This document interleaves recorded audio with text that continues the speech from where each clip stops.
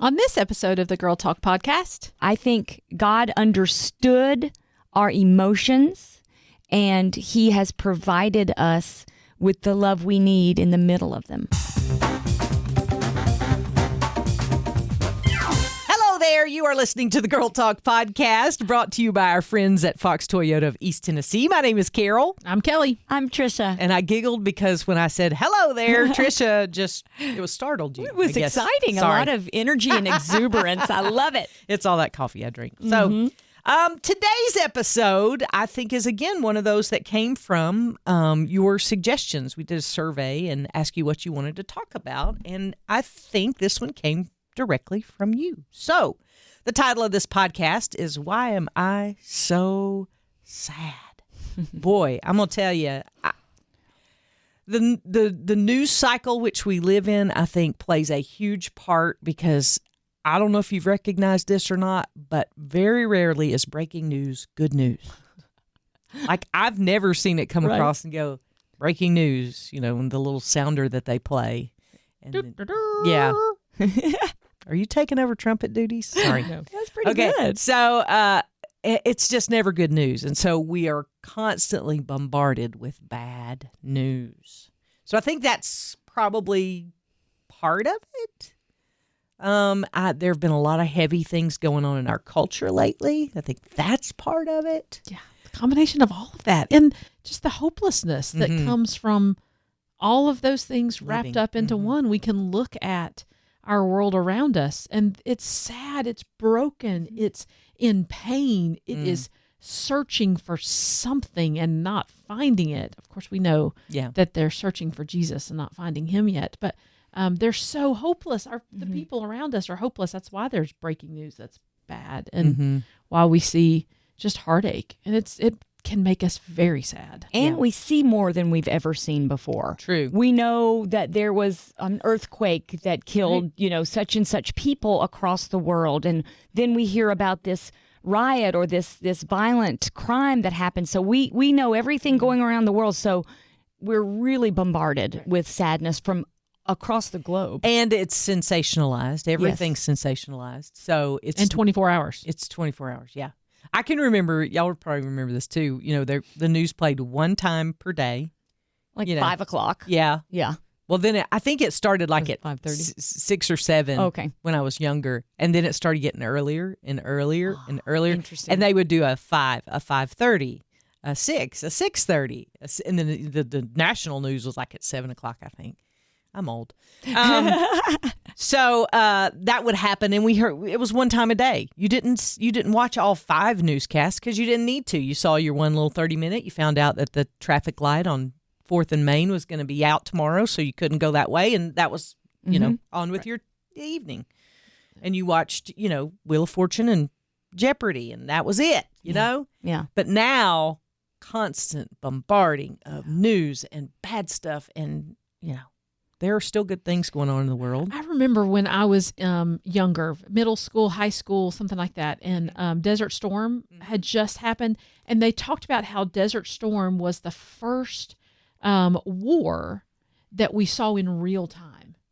And they were even talking then about how is this going to impact us? Wow. That we can now see war in real time. And wow, look at where we are now that we're seeing not just war in real time, but riots in real time and emotions in real time and all of the feedback, everybody's opinion on the thing that's happening, all of it's happening in real time. And we're just bombarded with all of it all at once. And it's we're too not much for us to wired handle. for it. We're not wired to handle that kind of thing. Even things like, just take for a second the celebrity trial, Johnny Depp and Amber Heard. Yeah. Like, we never would have seen a celebrity trial and heard about the terrible things that were happening in someone's home.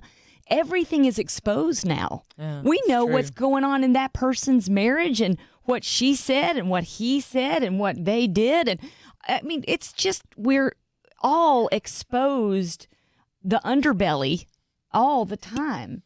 And it just does make you feel hopeless unless you hold on to the only hope that we have. But in order to do that, you have to turn away from the sensationalism all around you, right?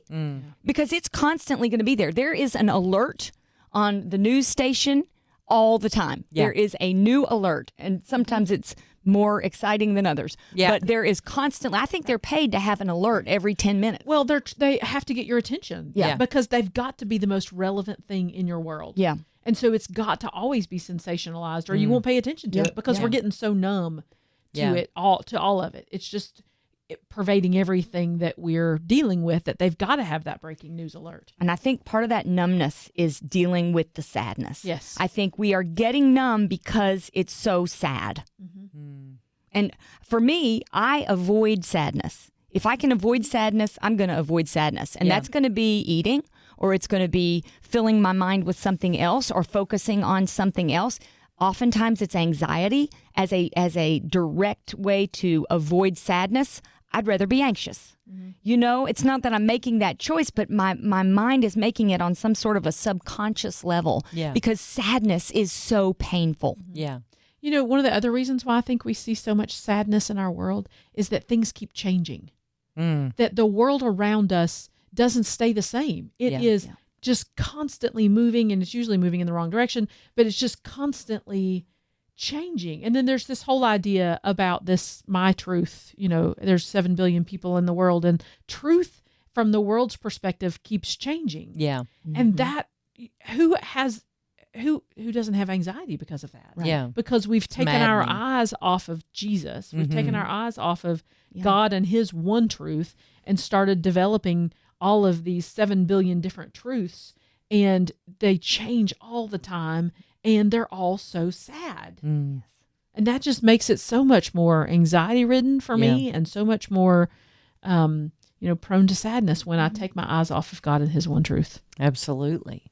Well, it's maddening. It is.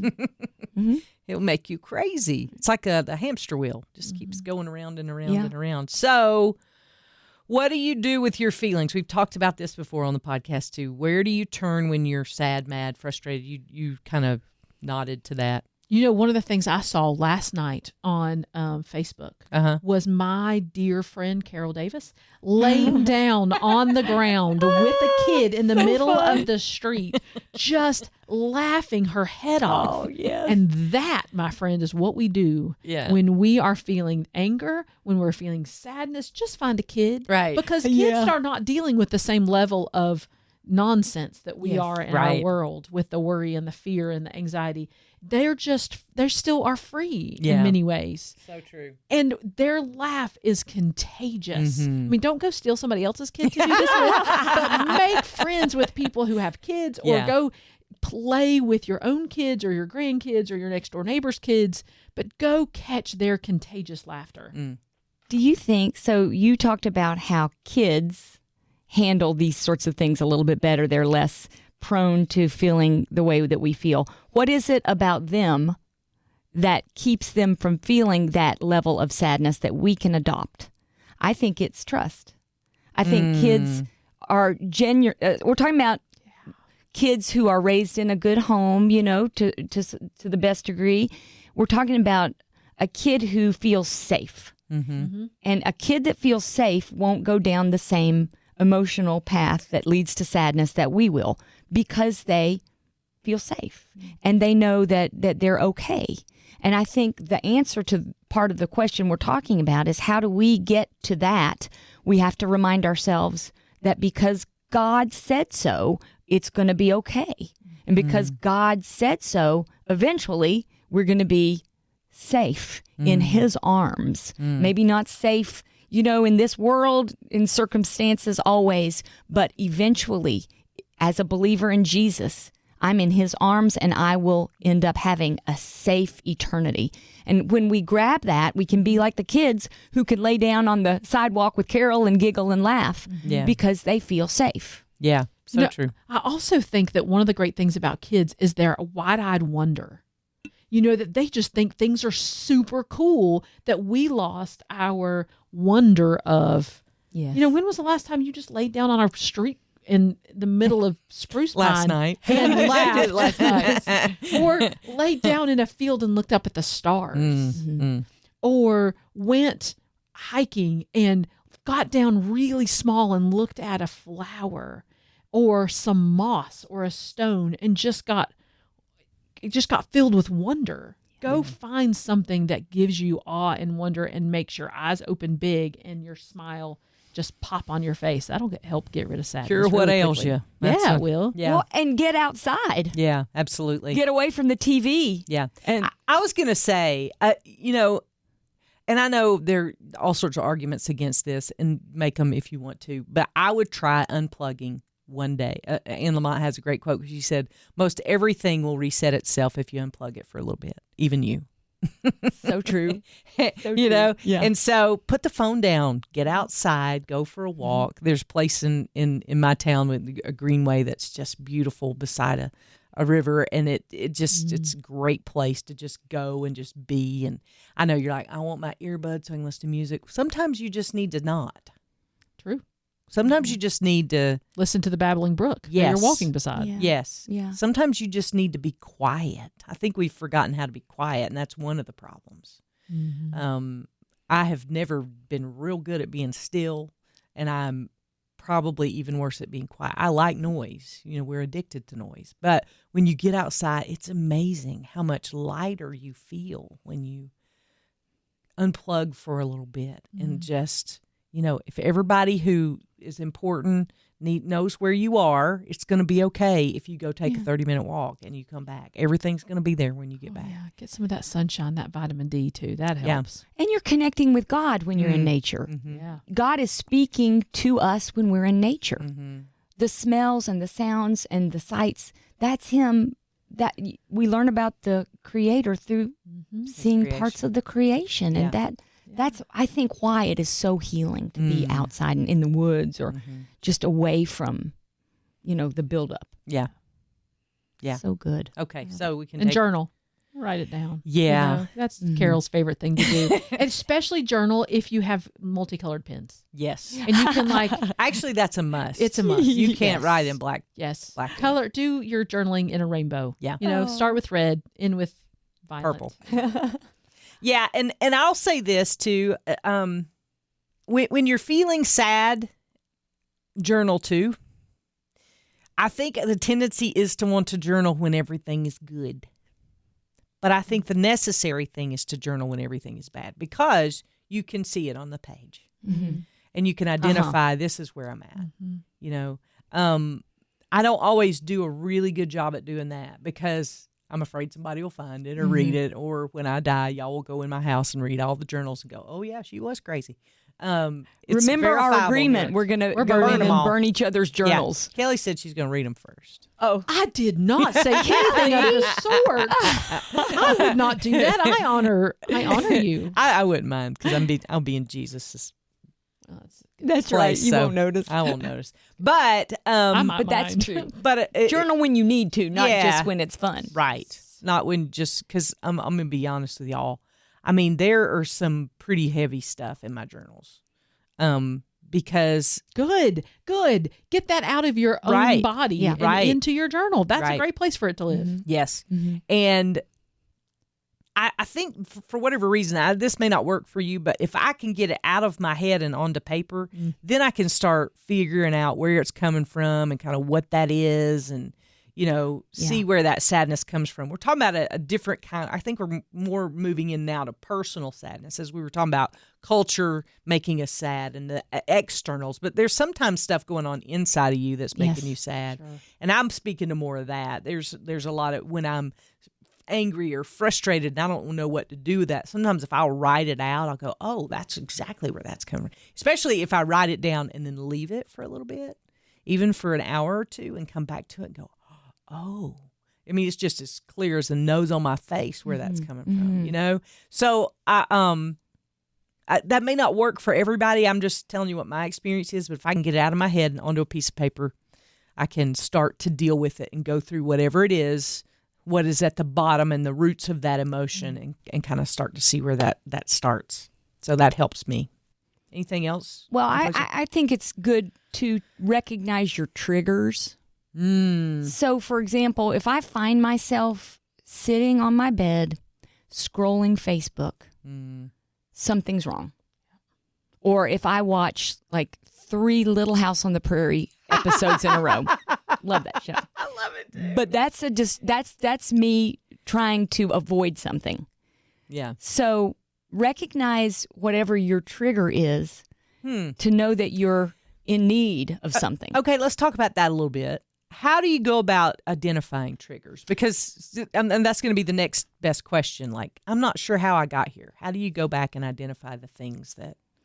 For me, it's when I know I need to be doing something else, but yet I can't break away. Oh. And it's generally it's a Facebook thing. And I've sat on my bed and I've scrolled Facebook and I've been like, oh, Jesus, please help me stop. I can't stop. And I'm continuing to scroll. Oh, looking for the next thing. Oh, is there a photo? Oh, look at that. Oh, look at their vacation. Stop. I can't stop. Help me, Jesus. And I know I'm avoiding. I'm avoiding something else when I'm doing that. Because I really struggle to stop. Yeah. Yes, I understand that totally. Yeah. I feel that. I've never heard it put quite like that. Mm-hmm. When you need to be doing something else, but you can't stop what you are doing. Mm-hmm. Yeah. And it doesn't necessarily have to be a bad thing, you know. Yeah. I mean, but I'm thinking in the terms of like, you know, addictions. I mean, it's the same kind of principle, right? Yes. You can't stop doing what you're doing. You know you need to be doing something else, but you can't. It's giving you something. Right. And you can't go without it. And, you know, in a moment of stress relief or sadness relief, because that feeling of sadness, sometimes I think if I really let it take over, it's going to take over all of me. And so there's fear of feeling sadness, because then what if I can't get out of it? Yeah. You know? Yeah. So then I go to the coping mechanisms that sometimes are good and sometimes are not good. Yeah. Oh, we all do that. Yeah. I know one of the things that I get caught up in when I'm super sad that makes me realize I've got a problem is that if I start avoiding people. And I don't want to make eye contact with people. I don't want to spend time with people. I want to just kind of crawl up in myself, go spend the time on the Facebook doing the surfing, or go just do whatever I want to do and do it alone, because I'm an extrovert. I really thrive on the people and want to spend time with the people. And if I stop that's when I know I've got a problem. Yeah.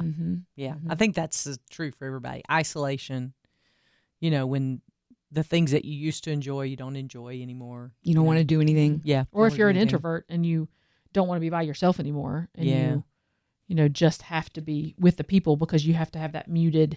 You want to have that noise filling up all your space. Right.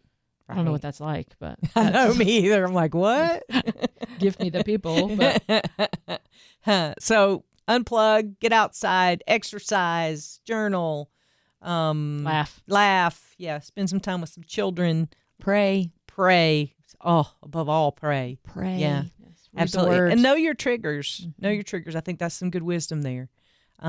So anything else you girls would like to add?